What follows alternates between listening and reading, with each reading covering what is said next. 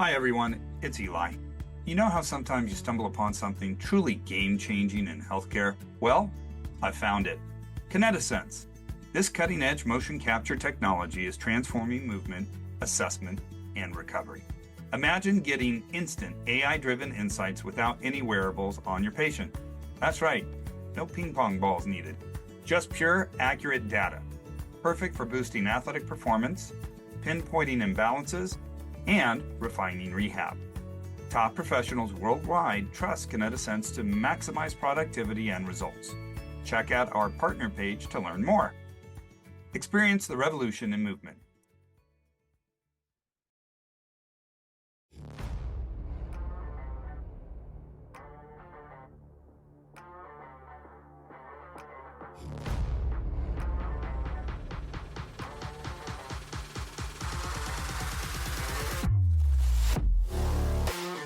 Welcome to Wrap It Up Sports Medicine and More, the podcast that gives you a viewpoint in sports medicine that can't be found anywhere else. I'm your host, Eli Halleck, and we have a fantastic show ahead of us today. So, let's get started.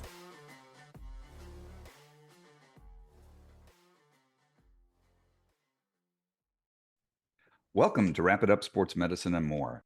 Today, I'm just a tad bit excited about the episode. We've been working on this. I say months all the time, but literally it's months because we've been working multiple schedules to kind of even out and work out and get everybody on the same time frame from all different time zones. We would like to welcome today 4 guests, all district directors of the NATA. I'd like to welcome, we'll go numerically, District 1 Director Vicki Graham, Associate Professor of American Public University. She oversees Connecticut, Maine, Massachusetts, New Hampshire, Rhode Island, and Vermont. Welcome back, Vicki. How are you doing today? Doing great. Happy to be here. Thanks for being here. And now, new to the program, District 2, Tanya Dargush from Delaware, New Jersey, New York, and Pennsylvania. How are you doing today, Tanya? I'm great. Thank you for having me on. Congratulations on your full-time retirement. I'm a tad bit jealous. I understand you are doing clinical per diem work now to stay active and keep everything going. Absolutely. Absolutely. I'm a little jealous. I got a few years for that one. And then also new to the show, District 5 Director, Rob Marshall. How are you doing today, Rob? Outstanding. Looking forward to it. I appreciate it. And you represent Iowa, Kansas, Missouri, Nebraska, North Dakota, Oklahoma, South Dakota. You are the director of the Columbus Fieldhouse, manager for athletic training services at Columbus Community Hospital, correct? Yep, that's all of them. Couple too many. How do you get that all on the business card? I'm just curious. Well, it's the name badges. They just took luckily they took my picture off because there wasn't enough room. So that's I believe it. That's a lot of title. And then we'd like to welcome back District 7's director, Valerie Herzog, who oversees Arizona, Colorado, New Mexico, Utah, and Wyoming. She is the professor and chair of the Department of Athletic Training at Weber State University. How you doing, Valerie? I'm doing great. Thanks for having me back. Thanks for being here. We enjoyed having you last time. You and Vicki were awesome. And that's really where the idea came from. After talking with both of you, we're like, oh, we gotta do this. This would be so fun. You guys ready to jump in here? Let's start talking about our wonderful profession and what's going on in the field of athletic training, right? Absolutely. I'm going to start with something that's probably hitting home to many of us. Over the last year, this has really sparked the fire and the interest for me in athletic training. And one thing I've noticed, and I'd really like to start here because as district directors, you're going to be able to give us more insight. What we've noticed, especially since 2020, one thing we're seeing is declining membership. And as an advocate for the profession, I don't get it. I just don't. We have to be members to have a voice. But what are you seeing in the districts with declining membership? And what are some of these challenges you think that might be attributing to it? Maybe we can start with one of our new guests. Tanya, would you mind going there for us first? Oh, absolutely. It's true. We've been seeing a decline the last few years, and that's something that we're really working hard on. to make sure that we're meeting the members where they're at. It's been a tough road, but we've been working really hard to improve that. And I do believe in some cases, NATA kind of represents everything athletic training, right? There's a lot of polarization sometimes, especially nowadays, and you kind of understand where some of the people are coming from. And that's something that we're really working hard to bridge that gap and gain members. We've just recently made headway gaining membership within the students as well as new athletic trainers to the profession. Valerie, I know over on the West Coast, and you're kind of West Coast-ish. What are you seeing out in your district, District 7? The staff has actually asked us to reach out personally to some of the members who've not renewed and find out, what's going on, what are they thinking? And what I've heard from the members is, I don't really see the benefit of NATA membership to me personally. Like I get for the profession, but not for me personally. And what I realized is that, over the years, the NATA has produced so many resources, right? All these committees have produced these invaluable toolkits and resources for everyone. And we now have so much on the website that some of it's hard to find, right? And you just have so much stuff. One of the things the NATA is working on is really trying to make it easier to find what you're looking for resource-wise. We also just started including, unlimited access to our online education platform for members. And I think that's a huge benefit, but I think, we'll come out with, the NATA news and we'll highlight some resources and a member will look at it and say, well, that's not useful for me personally.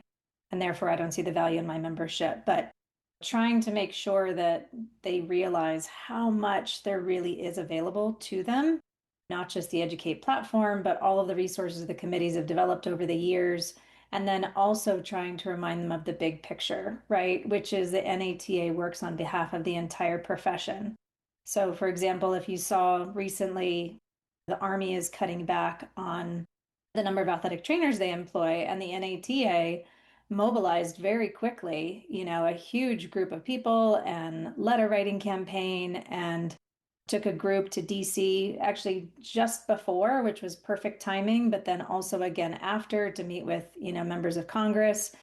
I think those members are like, oh, wow, look at all the NATA can do for us in the profession. And you may not realize what you need the NATA for today, but you might really need them tomorrow. And the fewer members, we can't do as much because that's a big revenue source for us. So true. And you said something in there and it sparked a truth. So there was an oops on my renewal this year. I've got a personal email from a gentleman who we won't name, but his name's Scott Saylor. And from him, and granted, he's not the district president now, but he's been up there before and up at the NATA before, as we all know. And the personal email was, Eli, why aren't you renewing your membership? Now, first off, it was an oops. The card didn't run through. I'm like, wait a minute, what? Huh? So you say personally reaching out, that made me pause first off and go, wow, Scott cares about me professionally, personally. And for some people, that's a aha moment. Wow, they really do care. That's, I think, a great, in my case, way to fix an oops, but really to pull people back in and say, hey, you matter. Be a member. Yeah, I agree. Yeah. A couple of the members I called said, no one's ever called me before. Thank you so much, and just listen to them and hear their concerns and what's important to them. And they said it was really impactful. Now, Rob, Yeah. over there in District 5, what are you seeing in your states? So I think there's a couple of things, and some of the points that were already mentioned are absolutely spot on. I think there are some in District 5, we have a lot of historic programs that it's just kind of assumed that you're a member and that you volunteer and you do those things. It's just been handed down through the generations of athletic trainers. So our numbers really have stayed pretty solid in District 5. And we really haven't had the drop off that we saw nationally.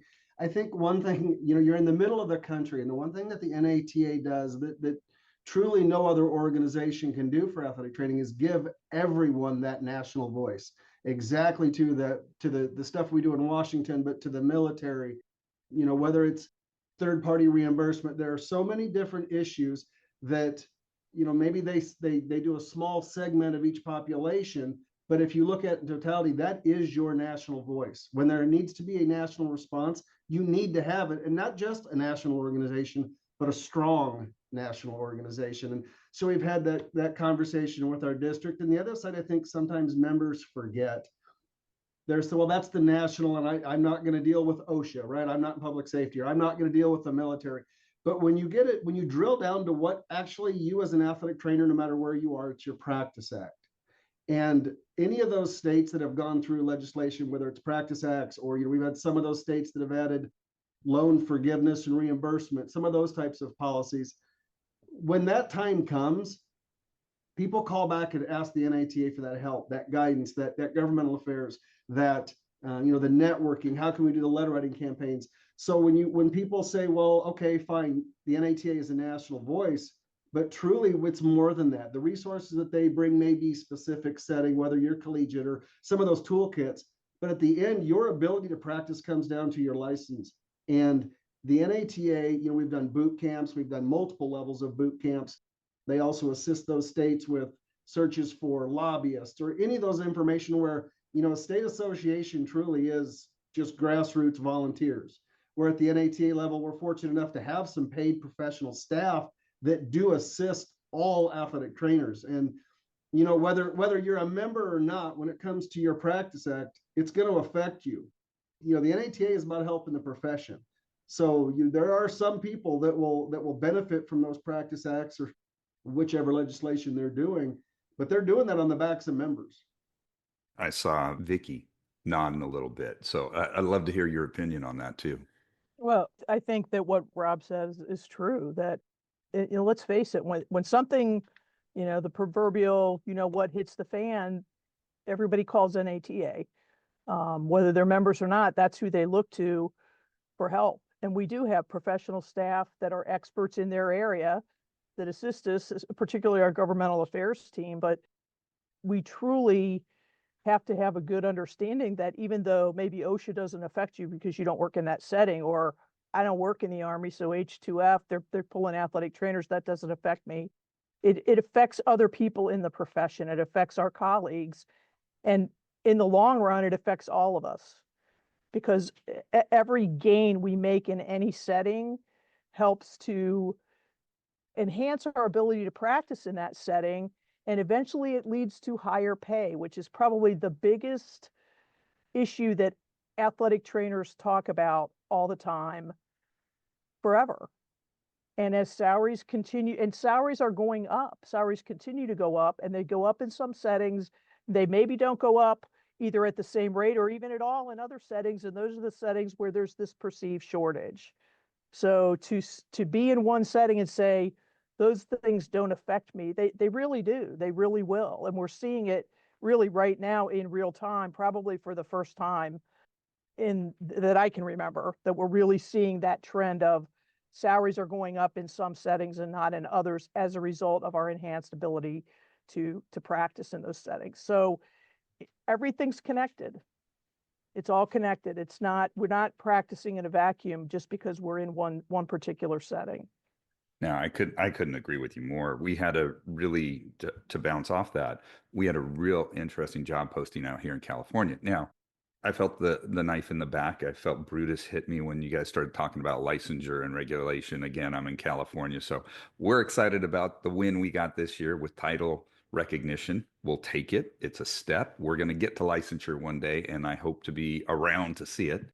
But you mentioned one of the questions that I was going to bring up next, challenges. And we all know, especially at the secondary school level where I practice, sometimes the pay ain't great. Now, they just had a posting, and I don't know if it's been filled yet, at a local high school out here in Southern California. Starting salary range was between $95,000 and $125,000. Yeah, Valerie's, wow. That's what I said too. Wow. But yeah, I'm not leaving for that. I like where I'm at. So I saw that and quickly contacted a few colleagues who I knew as happy as, say, I am or my colleagues at St. Francis are, said, hey, well, if you're interested, take a look at this pay. Now, living out in California, cost of living is a little more expensive, but hey, how often do you hear 95 to 125 range at a high school starting out? That's, I was stunned because I know what I started at, and it was nowhere even in that ballpark. Yep. Yeah, I was probably on the East Coast in comparison to that West Coast job. So, man, off of that, definitely we see the question of payment or the question of salary or the question of how much am I going to make over a 9-month contract, 10-month contract, or should I be a 12-month contract? But every district, every state's a little different. What are you seeing currently, Valerie, in your district as one of the more pressing and important issues that are evolving in the profession? So I agree that salaries are a big issue, and I think Vicky really hit the nail on the head that in several settings, like high schools, the salaries have come way up. And in the college and university settings, some have met the challenge and others are still lagging behind. And those are the same ones complaining, gosh, we can't fill our positions. But this is where, as Vicky and Rob talked about, that a rising tide lifts all boats. That if we have more job opportunities for athletic trainers, right, they have other choices. They don't have to work at a university for $35,000. They can go work in the military and make 60. They can go take your high school job in California and make 90. I have a student who took a job with Delta at the airport. Starting range was at 70 in Utah. I mean, these are good salaries. And so people are like, well, why do I care if I can work in the military or Delta?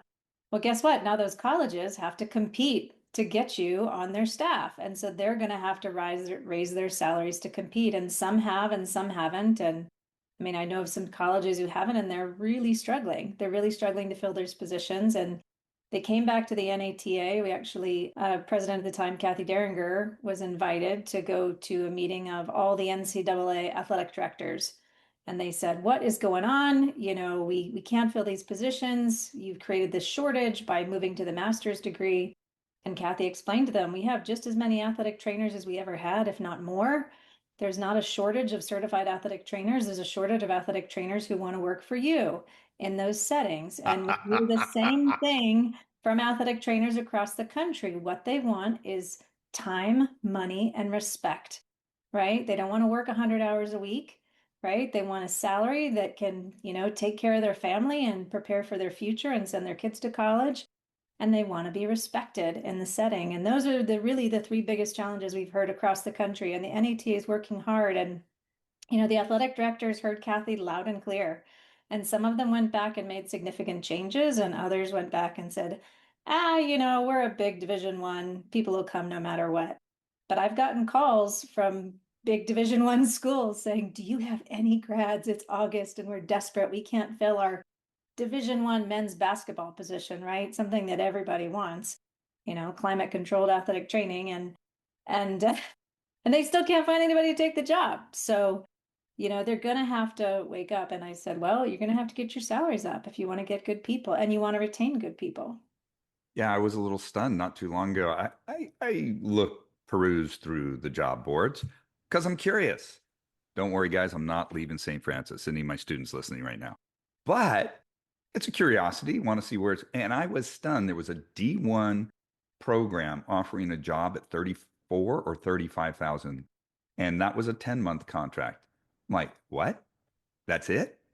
You can make more than that being an intern at, I don't know, a shoe store. I mean, it's ridiculous. And I'm sure that's the reason. You probably nailed it, which makes total sense. And I see Tanya nodding, so I'd love to go to Tanya and get her insight. Absolutely. First, I'm going to say, as I feel that we're in an unprecedented time where they're actually giving sign-on bonuses to athletic trainers to take positions. That's amazing. Absolutely It's amazing. exactly. We're able to negotiate, and it's all about supply and demand. And we're in that position now because we've expanded in some of these other areas. We really came to light as a profession as well during the pandemic, where they turned to athletic trainers to help with a lot of the public health initiatives during that time. And I think that kind of thrust us into the limelight. And I do believe that young athletic trainers coming out are in a great position right now. In regards to those positions that are 35,000, a lot of times those Division I are saying that, oh, it's like an internship, where they need to get experience or something along those lines. But can I tell you, some of the Division III are offering great pay, for young professionals coming out of the market. It's there for the taking. So I agree wholeheartedly. That's something that we're seeing across the board. I do see it as well in the secondary school level. They're having a shortage in that area as well. So they're having to increase salaries to attract individuals. Seeing a lot in New Jersey. We're seeing that kind of flow or that change. And it's just an exciting time actually to be an athletic trainer. We just got to move forward together on this. I totally agree. I mean, I know what I made on my first paycheck, and it was nowhere near that. I just kind of laugh. My daughter makes more now as an MA who's prepping for grad school than I did with my degree and a certification coming out. Rob, would love to hear from you. Please tell me what's going on out in your direction. Well, I think the other thing, the Valerie mentioned that we kind of found that time, money, and respect. And the one thing that we have tried to make it possible, again, for me, it goes back to that national voice. President Derringer being able to come in and speak with the NCAA, right? They're not speaking to the individual state associations. They're going to go to the NATA. So the stronger we are as a national organization, the stronger the representation is. And if you look at the collegiate setting, Phenomenal point. Yeah. How many athletic trainers work in the NCAA setting? That's a lot of athletic trainers. So when you look at where's my national voice and who is speaking on my behalf, that's representing a lot of people. The other side to it, one of our fellow board people, that she came up with work-life ratio, that term. And we used to call it work-life balance, but as an athletic trainer, if you truly think there's balance, I think you got into the wrong field. Because there are just times of the year, right, where it's time to go and we got to go. But I think where athletic trainers have always struggled, or at least I did, was when the work isn't there, when the schedule isn't so strong, it's time to step away. I actually have a policy with my staff where I'll chase you home. Like, you have to leave. It's not a conversation. Go away.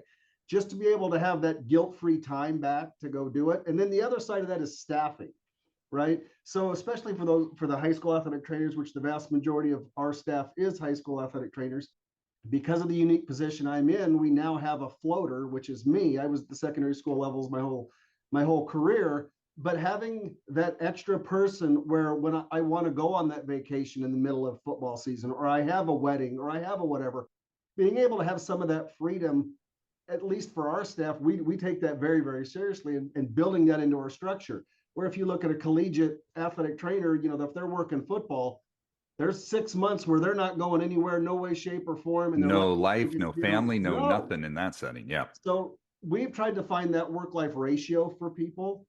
Does the pay have to be the best? Well, it should be. But if it's not, you certainly better have at least some form of work-life ratio where you have some freedom. Our standing joke on staff was we were allowed to keep so many hours of PTO.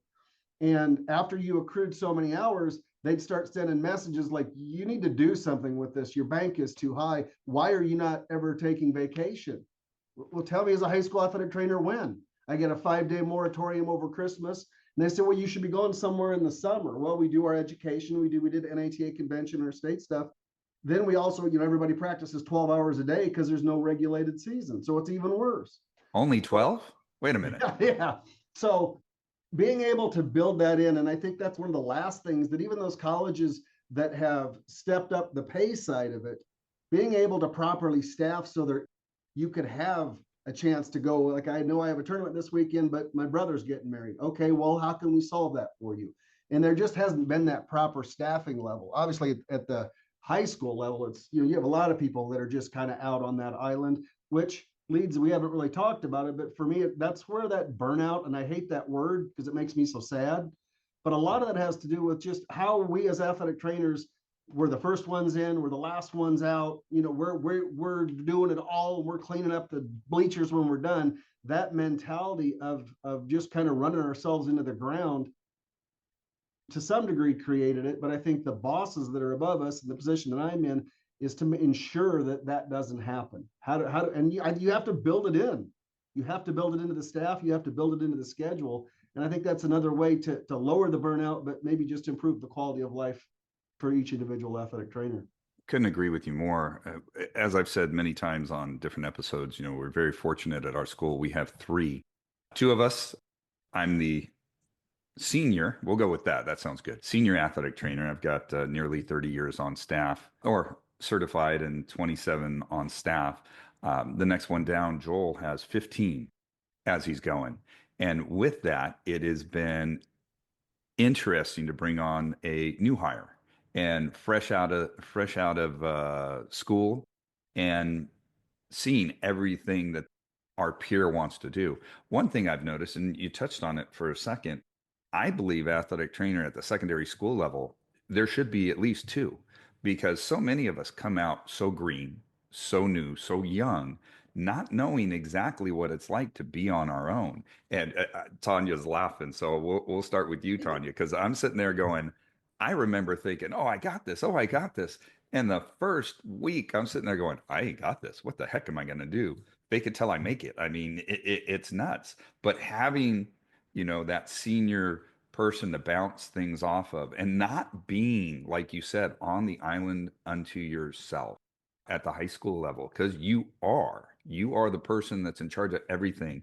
And you might be the only healthcare professional that young person sees for months. Tanya, please jump in.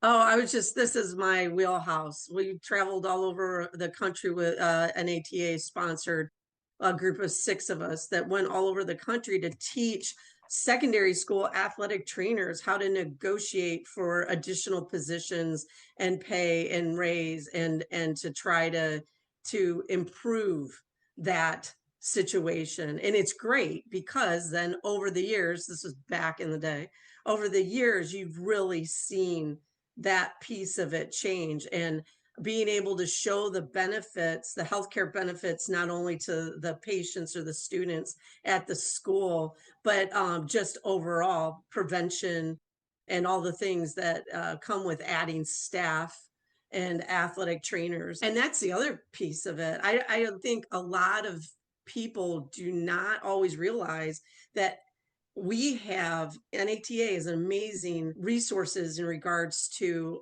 things that will help you negotiate if you're starting out as a new athletic trainer in something that hasn't been established. Tools there, job descriptions, you name it, they're all there. And it was so great not to have to reinvent the wheel, to have those tools to start off with and be able to work from there.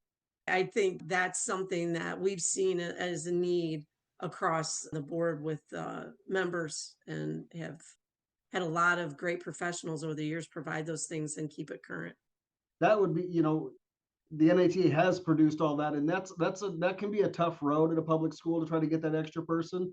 I would say back it up even a step further. Again, it goes back to whether it's your state organization, your district, or your national organization, having a mentor. If you are on that island, having just another athletic trainer that's been around that you can call. If you look at your state association, if you look at the NATA, there are so many different mentor-mentee programs that are available. And I think some people kind of have that, like, it's just a gimmick. I don't want to do it. For me, I was blessed to have a couple of seasoned professionals that I could call and they'd answer the phone every time, and they took that call, even if it was just to, like, how do I handle that coach? Or like, you won't believe what these parents just said to me. Having that available, if you're that one on the island, you know, for us, we have a large staff of 12, 13, I don't remember how many we are now, where, you know, we can interact and go have breakfast tomorrow and kind of have that vent. But there's a lot of high school athletic trainers, and probably just in general, a lot of athletic trainers that don't have that support around them. And that's where a membership in an organization like the NATA and your state, taking advantage of those opportunities to just have somebody to call, to lean on, until you get that second person that you work with it's invaluable. I think it would lower kind of some of those younger people that, like, I was there for 3 years, I was drowned in, I went to work for Amazon, I just walked away. Well, I think some of that's on us as seasoned professionals to make sure they understand how important it is to sounding board for them. Vicky, I see you nodding, and I keep saying that, but please jump in. Yeah, Yeah. definitely. I mean, I agree with everything that's been said here. I think one thing that's come to mind for me is you hear Rob talk about what he's done at his institution to help create some work-life ratio and have a good work environment and things like that. This is just networking. I mean, maybe you hear this that Rob Marshall on a podcast, but if you go to a state meeting or district meeting or the NATA convention, you're going to meet other people, and you're going to meet other people from all over the country if you come to NATA and hear about how they address certain problems. And it might not be in the speaker space. It might be, but it also might be walking around the convention center or somebody that you meet at an event in the evening or sitting in the bar in the hotel. And you start to create a network and develop a network so that maybe I'm in Connecticut, but I met this guy, Rob Marshall, at a bar at NATA, and this is what he told me about how he manages things at work. And now I know I can call this guy up.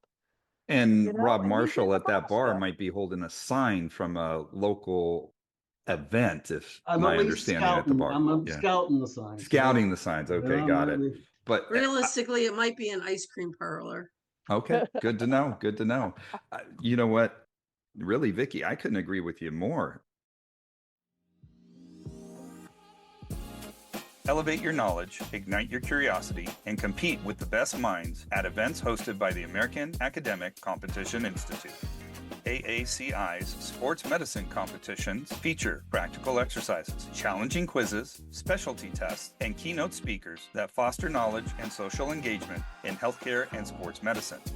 Go to aacitest.org for more information on upcoming regional and national competitions. Sign up for the ultimate intellectual showdown. And it's horrible to say, probably my best networking has always been, my associate Joel will laugh, at the bar. You network, you meet people, you talk. That's where I met the NATA president this year at our CATA event. And I turn and I look, I'm like, why is that face so familiar? And they introduced me. I'm like, oh, yeah, all right. Nice to meet you. You're that guy on the magazine cover. Yeah, exactly. There you go. There you go. Valerie. I mean, networking, I know we talked about it way back when, and Vicky, we've talked about it. It is so important, especially as you're first coming out, to get that networking opportunity. Do you agree, disagree? How do you see that role of networking really playing into mentoring and or just issues in your district? That's a great point. And I totally agree that networking is super important, and it can happen in a bar or anywhere. But I tell my students, if you really want to build a relationship with somebody, volunteer. Get involved with the profession, serve on a committee, So volunteer true. at your state, district, or national convention. It's one thing to go up and shake somebody's hand and say, hey, I'm Valerie Herzog. I'm at Weber State. I'd love to get to know you. But it's very different when you actually sit next to them at a registration table for 2 or 3 hours and you kind of have more organic conversations and they see how much you care about the profession too, and you really build a relationship. And then you can really call on those people. And, if you've seen some posts on NATA Gather recently, I think it was Scott Galloway who started kind of a thread on what has been the impact of volunteering and getting involved in the profession for you. And everybody overwhelmingly just said it was the number one way for them to network. But it was so rewarding, right? It's, you think when we call people and we try to encourage them to serve on committees and they go, gosh, what's the time commitment? And, is there any compensation? And we're like, you're going to get back way more than you give. I promise. Just trust me, just jump in. And, once people do, and then their term ends on that committee, they're like, what can I do next? And I have people like, I'm already on this committee. Can I also be on that committee? And it's like, well, we kind of want to spread it around. But, once you're in, you realize how valuable it is, not just to the profession and the association, but for you personally. And I think people forget that sometimes, but it really is amazing. And I think the best way to network. Vicky. I would also say that, there are people that maybe can't say that at some point in their life, they don't have time to volunteer, and that's okay, but you create your own network. If you're in a traditional setting, you create a network by meeting people on the sidelines, really, or making an effort to, maybe you're in a high school situation and people don't travel, you make an effort to, know people in your conference or something like that. But I think you have to create some opportunities sometimes. You can create a local network and then expand it when you do have more time. But I do think it's really, really, really important to attend some in-person events. And I know that's a trend to try to get everything online, but you can't substitute some face-to-face conversation and meeting people in creating a network. And you also can't substitute it if you're going to get any hands-on type of continuing ed. So I think it really is important to make space for that and not just take the easy way and say, hey, I'm going to do online continuing ed. I think you'll gain so much more, like Yep. we say, by showing up in person, even if it's once a year, to a state, district, or national meeting, or even a local. And I said no big states. I'm sure you have some local regions in California maybe that put on events, Eli. So I think you can't substitute for that. I couldn't agree more. We are such a hands-on profession. I mean, we really are, and it's a calling. You got to be a people person. If you're not a people person, you need to get out of this profession. It shows real quick. I mean, at the high school level, these young students know really fast. They're not dumb. I couldn't agree more in regards to volunteering as well as networking with so many people. I mean, we're so busy as athletic trainers, so sometimes it's hard to take that time.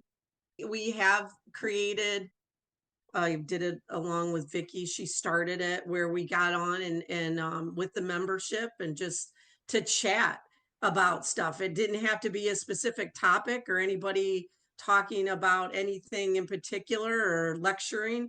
Just was an opportunity to people to ask questions, not necessarily NATA questions, but just talk about day-to-day stuff. And it went over really well. I've I love noticed that. as That's well. awesome. Yeah.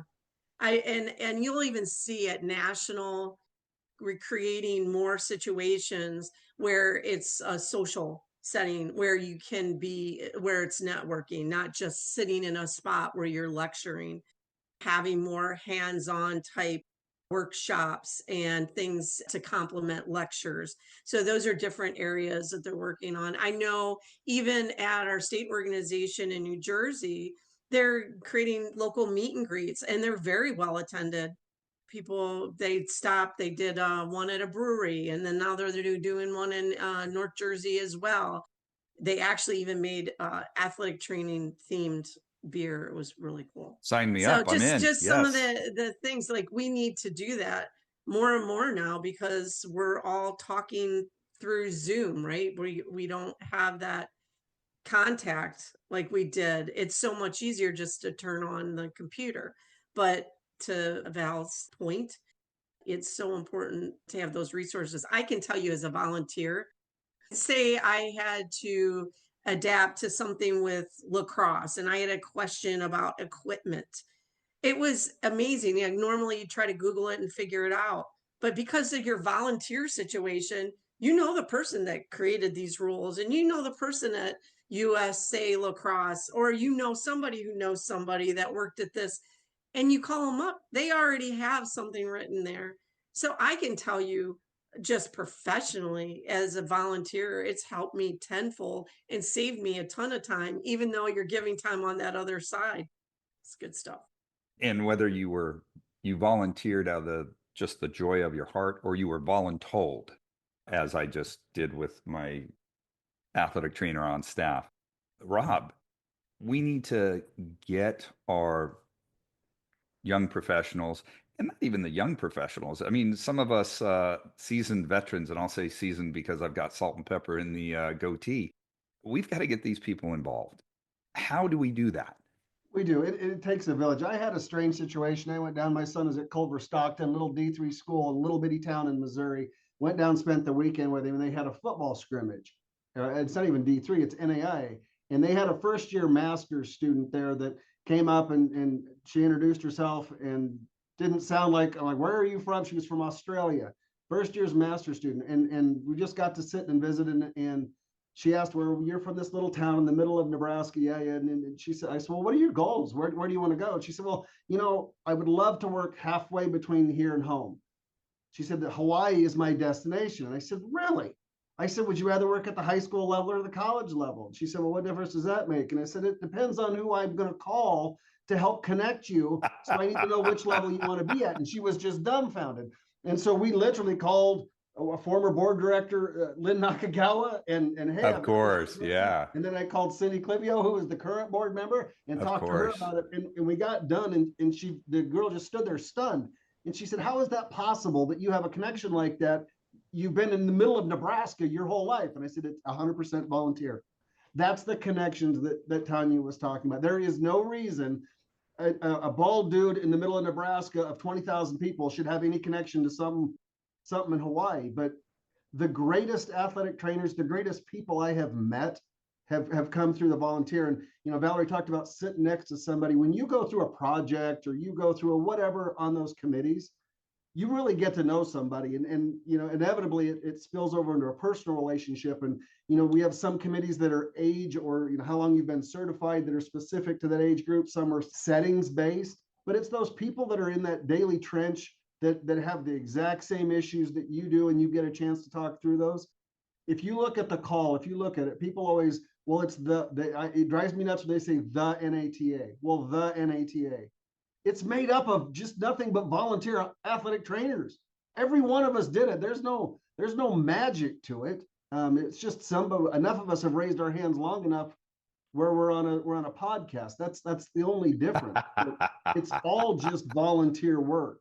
And I agree. I think Valerie said it earlier that you'll get so much more. The highest level people I have ever been around have been when I volunteered on some of those committees.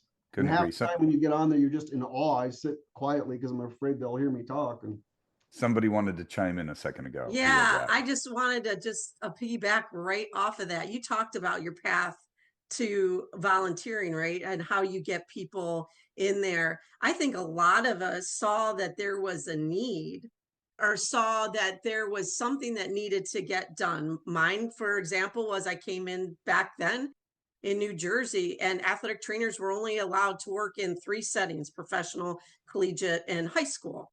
And I'm like, that's not fair.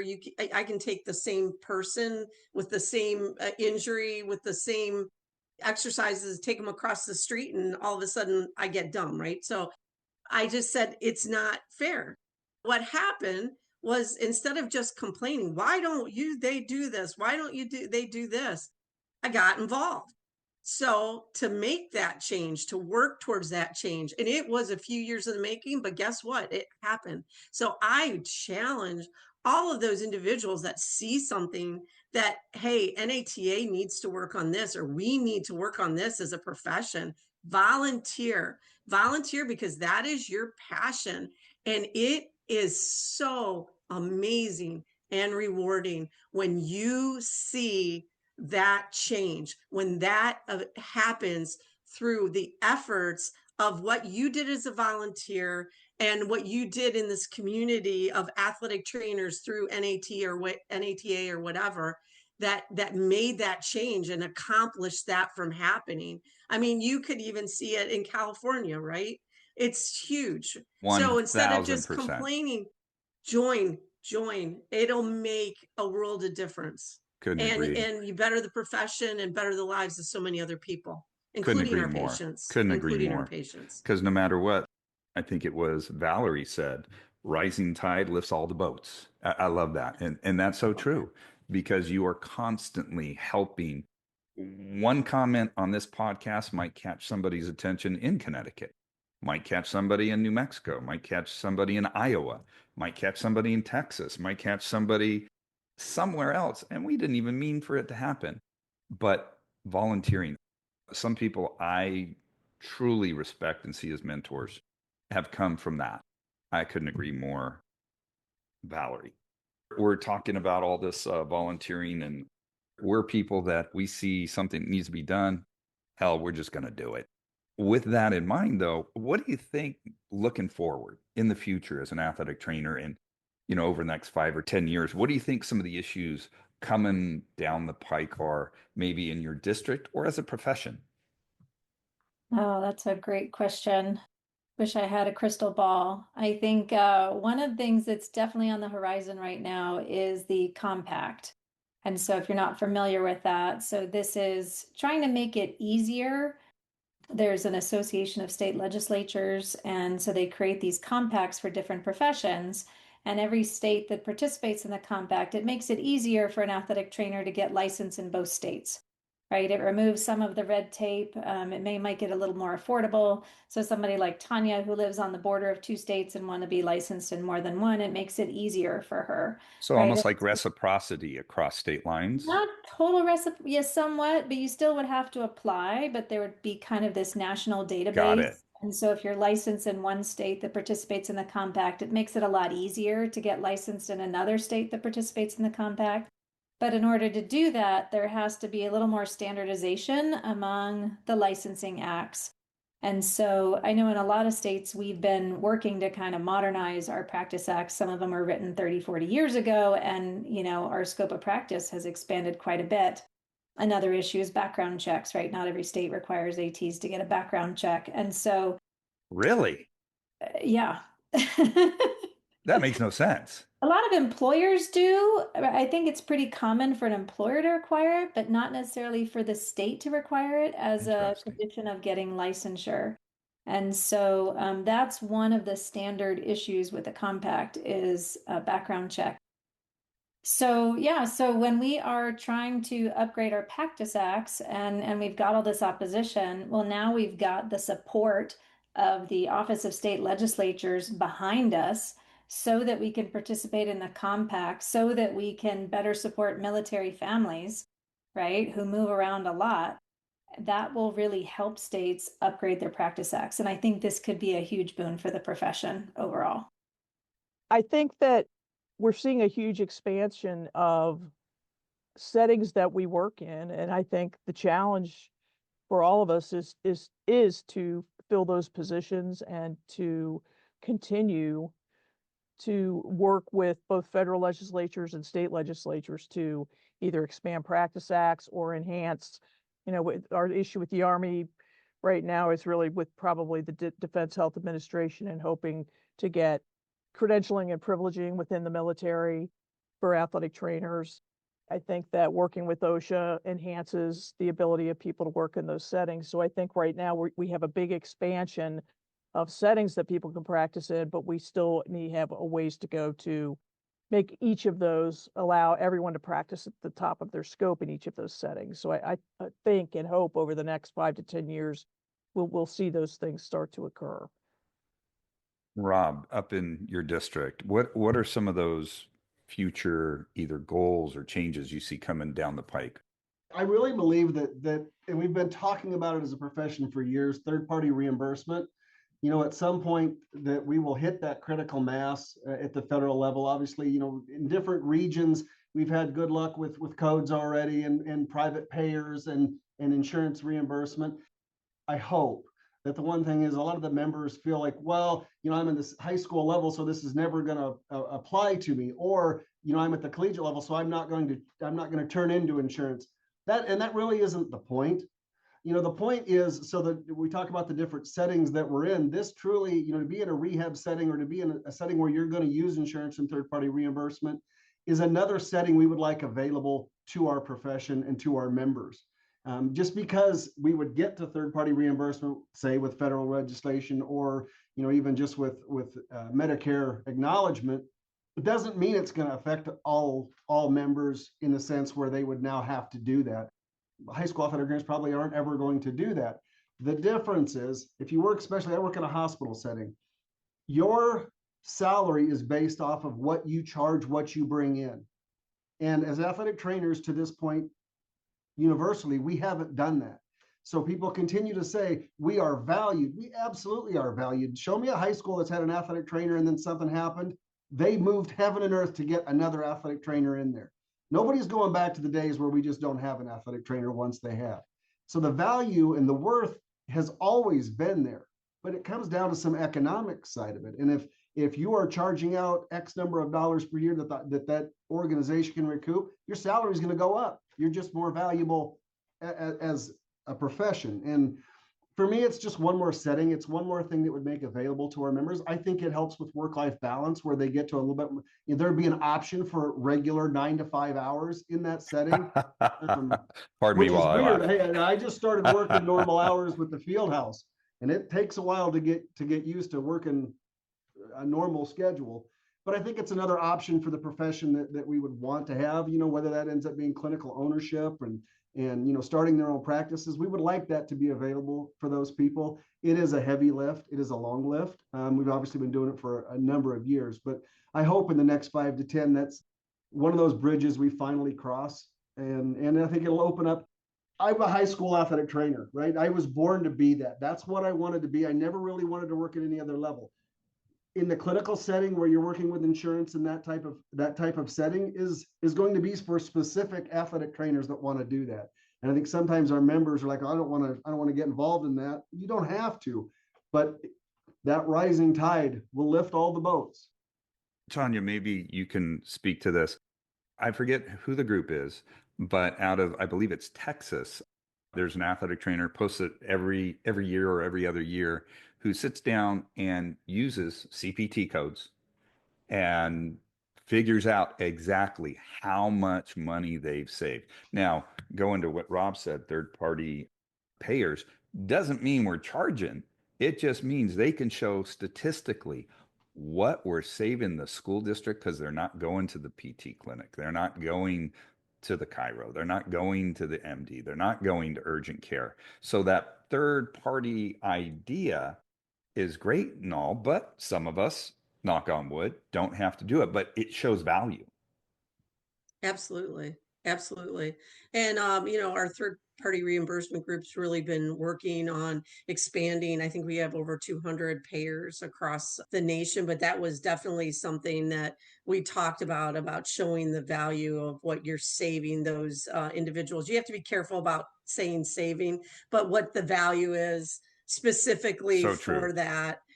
But it's definitely something that we're seeing. I've even seen on collegiate level across the country to be able to bill in some of the different states. So it's definitely that part of it. In our area, Pennsylvania and New Jersey are working on expanding their Practice Act so their patients can be anybody, any individual, so not specifically defined. So those are areas that will allow us to be able to expand and work with any patient that would benefit from athletic trainers, being in the military or in the hospital setting, whatever the case may be. The other piece that we are working on, it's funny because you'll have physical therapists will say, well, how come you want to do that third party reimbursement, right? Because it's just a pain. Well, here in Delaware, they're actually have been able to gain state funding to fund athletic trainers in every secondary school in the state. So that's a big piece of legislation that's moved over, then that you may start to see a trend towards and expand in some of the other states. And then Like they fund PTOTs at the school level. Is that what you mean? athletic trainers at the But so in California, they fund PTs and OTs at the public school level for needs of specific students. Is that how they're doing it in Delaware? Yeah, so if you hire an athletic trainer, you will have access to funding from the state to help offset the cost of that Got athletic it. trainer, Got it. encouraging. So it's not a mandate, but it encourages all of those schools to bring in an athletic trainer to help improve safety of and well-being of the students. So Awesome. that's another piece of it. The other thing we're seeing is telehealth. Of course, So yeah. that'll be in the future as well. I had no idea. I've been doing telehealth for 10 years thanks to FaceTime, Skype, and well, got, rest in peace, Skype. But had no idea that's what it was called. To just go on the theme of things that are coming in the future, and I think maybe in the less distant future, if you look at intercollegiate athletics, and this NIL world and the potential of professionalism of college athletes, and are they going to be employees? We're going to be talking about workers' comp in intercollegiate athletics soon, if that happens. So I think that's something that's coming, if that really comes to fruition. So I think that the changes that are happening there directly affect us in athletic training. Couldn't agree more. Valerie, I thought you had something a second ago. Yeah, I just wanted to follow up on what Tanya and Rob were talking about with, and Vicky as well, on third-party reimbursement. And I'm going to throw out kind of a controversial idea, but it was a bit of an aha moment for me. We do some guest lectures for our nursing department, and they asked us to share what ATs do. And I said, in a lot of situations in a high school setting, we may be the only healthcare that student has access to. Right. And the nurse pulled me into a group, and they're working on getting nurses back into the schools. Because when we were all little, most of our elementary, middle schools, right, had a full-time nurse. And now my daughter's school had one for a half a day on Tuesdays. And so we really were, as athletic trainers, the only, and they're like, we're trying to get nurses back in school because it's great. Athletic trainers take care of athletes, but there's a lot of kids at the school who don't play sports. And so they have no access to a healthcare provider. And so we've been working with them, and I asked the question one day. I said, how are you funding this, by the way? Like, how are you, because this is a nationwide effort, and they have been successful in some areas. And they said, well, we just bill our insurance. Why wouldn't we? And that's how we fund the nurses. And I was like, just light bulb went off, right? And we're so averse to this in the athletic training setting because we're worried that a kid won't come in to see us if they don't have insurance, or they'd be worried about, giving the expense to their family. But the nurses have it all worked out. They're like, we'll treat anybody. If you've got insurance, we'll bill. And if you don't, that's okay. We'll just write that one off. And that's how they're getting full-time nurses back into the schools. And I think it's something we may need to think about in the future, right? Because, a lot of athletic trainers are funded now through hospital systems. And as Rob mentioned, if you can't generate revenue, you're less valuable to that organization. And if we hit another big recession or an economic downturn, and these hospitals have to make tough decisions, they're going to cut non-revenue generating positions. And that's what we are right now, unfortunately. We do, there's some referrals for sure, but because of, federal anti-kickback laws, we can't require all of our patients to go back to the hospital or clinics for their care, follow-up care. But sometimes it's harder to quantify the revenue we do generate. But I do think it's going to be some pressure on us to generate revenue at some point, and we're going to have to think about how to do that in an appropriate and ethical way. I hate to say it, but you're correct. I saw it with 2 or 3 programs locally around here that have been cut in the last 6 months. And, it's sad. Watch the admin fight for it. But right now, it's the state of healthcare, financial woes. And yeah, the first thing they look at is, okay, who's producing revenue and who's not. We didn't get into this profession, I hate to say, to make money. It's nice to make money. We got to pay our bills, but we got into it because it's a calling. We take care of people, and that's just who we are and what we do. We don't think about it. We just, one of you said it, just come in, we'll take care of you. That's how we think. I value all your time, but I also value that we all have jobs and have to do something. So I'm just going to take another minute, kind of go around the horn, and give us some insight in what you'd like to tell a young professional or a person thinking about going into athletic training right now. Just a little pearl of wisdom you'd like to throw out for them for their future. Rob, how about you? A little pearl of wisdom for someone going into the profession. So really mine is kind of twofold. One is to find, hopefully when you go through your undergraduate education or your graduate education now, you'll find that level that really speaks to you. Because I think every athletic trainer finds that calling wherever that level is, wherever that setting is, that really calls to them, and really explore that level. There's good and bad to both, to any of those that you might, whether it's collegiate, whether it's pro, whether it's private, it doesn't matter. There's always some give and take to that. But the other thing I would say is, and I can't say it strongly enough, is having that mentor, whoever, whether it's organic or whether, but having somebody to turn to have that conversation with is so vital. And there's many ways to do it, whether it's with your state association, whether it's volunteer. I mean this from the bottom of my heart. If somebody's listening to this and they're like, I'm in the middle of somewhere that there is no one else to reach out to, I promise you, I have never seen the people that I have served with in the NATA get an ATA news, dry call, email one of the people that you see in those pictures and say, look, here's my story and I'm out on an island. I have never met anybody that I have volunteered with that wouldn't take that phone call, that didn't answer that email and go, if it's not me, we'll get you connected. We will make this happen for you. And if it all else fails, call the bald guy from Nebraska. I will take the phone call. I will take the email and get somebody that you can reliably turn to help guide you through those early years. Cause that's when we lose them. And I think most of us would agree that that's when they're rough. It's a rough time for most young athletic trainers. That's so true. How about you, Valerie? Yeah, I think, back to the salary issue, sometimes we're our own worst enemies.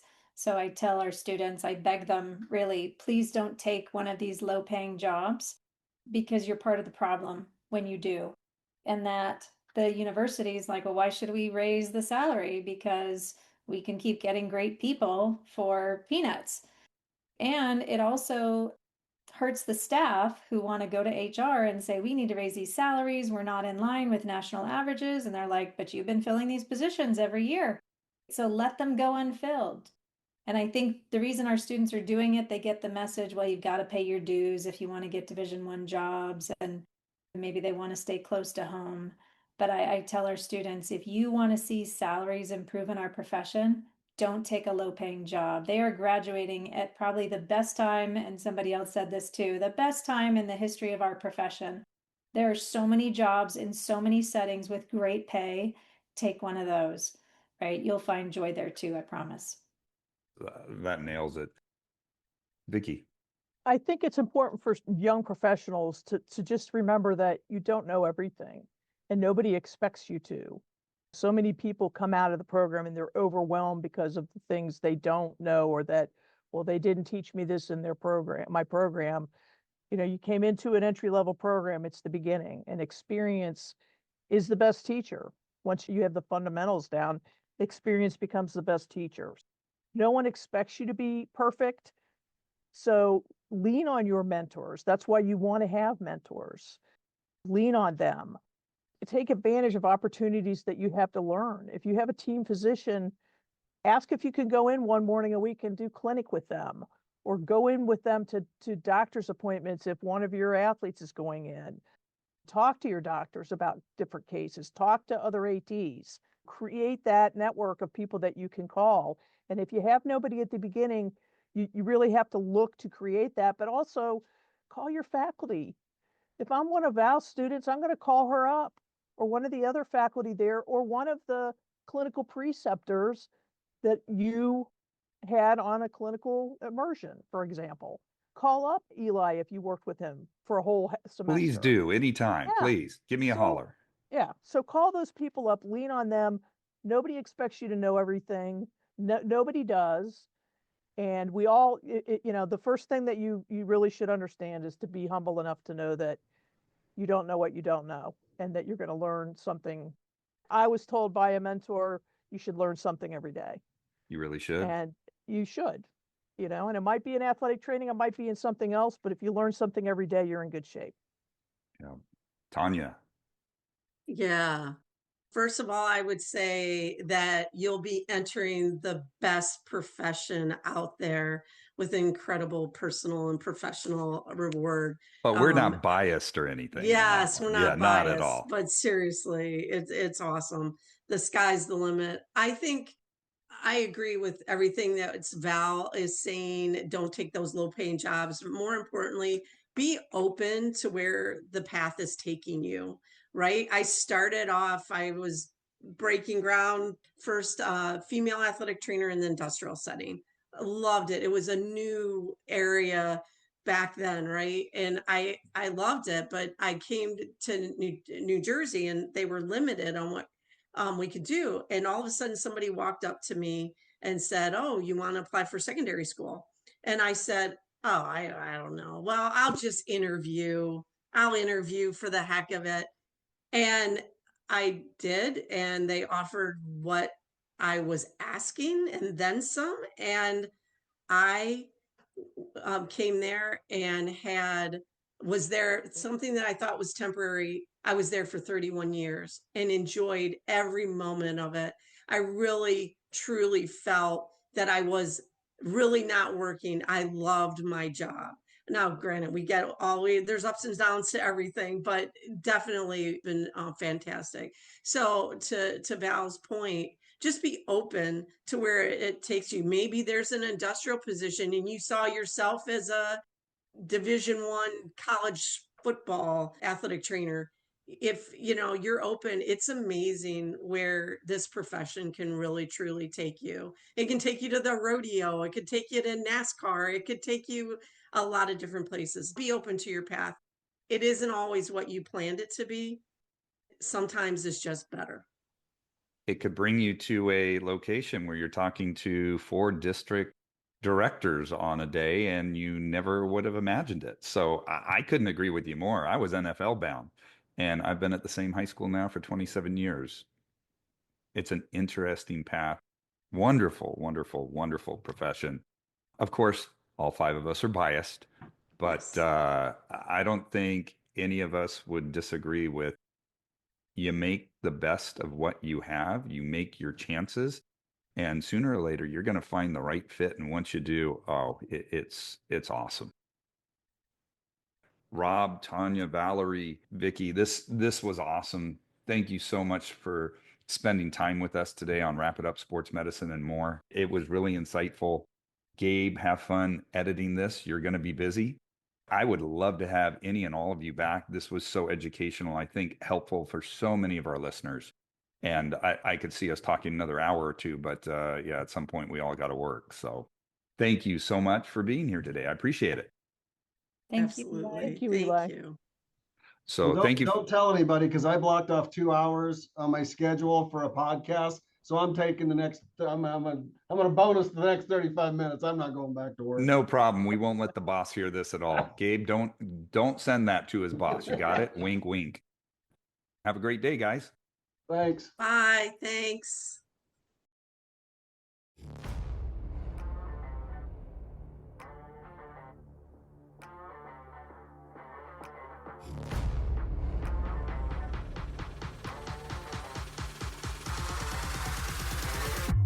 We hope you enjoyed this episode. Want to make sure you hear every episode? Remember to like, follow, and subscribe to our podcast. Don't forget to share our podcast with your colleagues, family, and friends.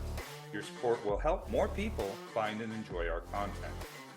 Wrap It Up Sports Medicine and More is directed by Eli Halleck. It is produced by Gabriel Halleck. Our theme music is by Coma Studios via Pixabay. The views and opinions expressed on this podcast are solely those of the contributors. Want to know more about us? Visit us at wrapituppodcast.com. That's with 1P, wrapituppodcast.com.